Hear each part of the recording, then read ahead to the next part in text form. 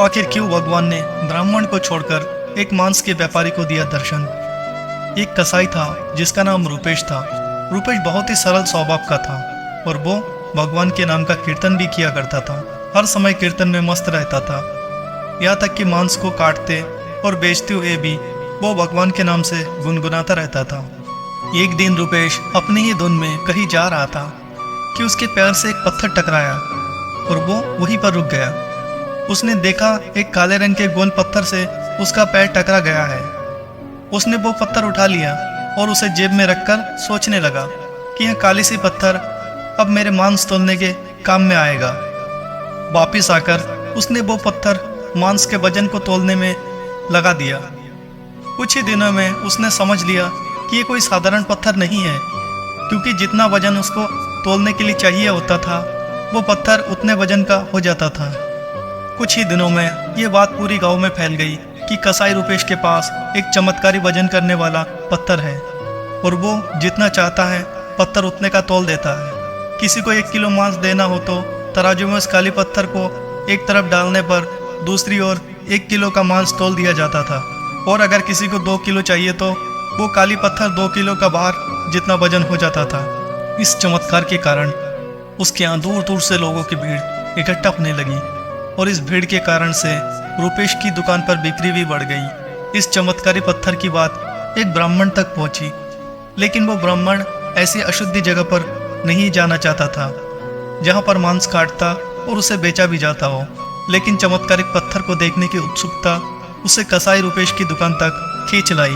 वो ब्राह्मण दूर खड़ा होकर कसाई रूपेश को मांस तोलते देखने लगा। उसने देखा कि कैसे वो पत्थर हर प्रकार के वजन को बराबर तोल रहा था।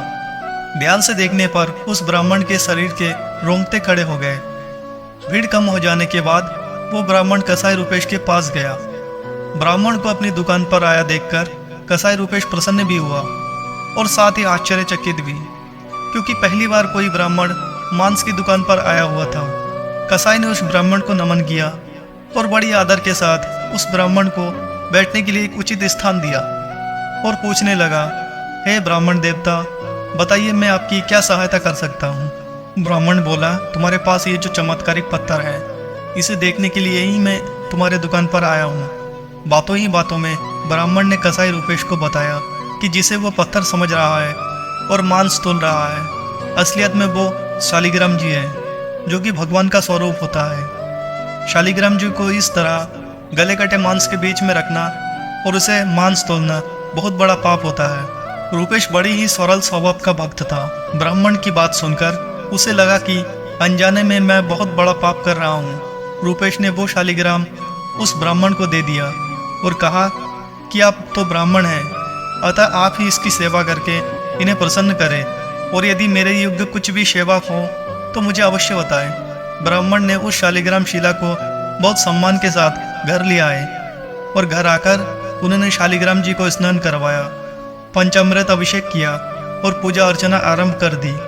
कुछ ही दिन बीते थे कि उस ब्राह्मण को स्वप्न में शालिग्राम जी आए और कहा, हे ब्राह्मण, मैं तुम्हारी सेवा से बहुत प्रसन्न हूँ, किंतु तुम मुझे उसी कसाई के पास छोड़ाओ जहाँ से तुम मुझे लेकर आया हो। स्वप्न में ही ब्राह्मण ने इसका कारण पूछा तो शालिग्राम जी ने उत्तर दिया कि तुम मेरी पूजा अर्चना करते हो तो मुझे बहुत अच्छा लगता है, लेकिन जो भक्त मेरे नाम का कीर्तन करते हैं मैं उनको अपने आप से दूर कैसे जाने दे सकता हूँ।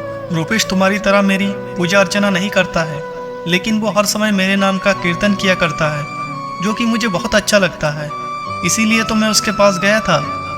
ब्राह्मण अगले ही दिन कसाई रूपेश के पास गया और उनको प्रणाम करके उनको स्वप्न में कही गई शालिग्राम जी द्वारा सारी बात बताई और शालिग्राम जी को उन्हें सौंप दिया।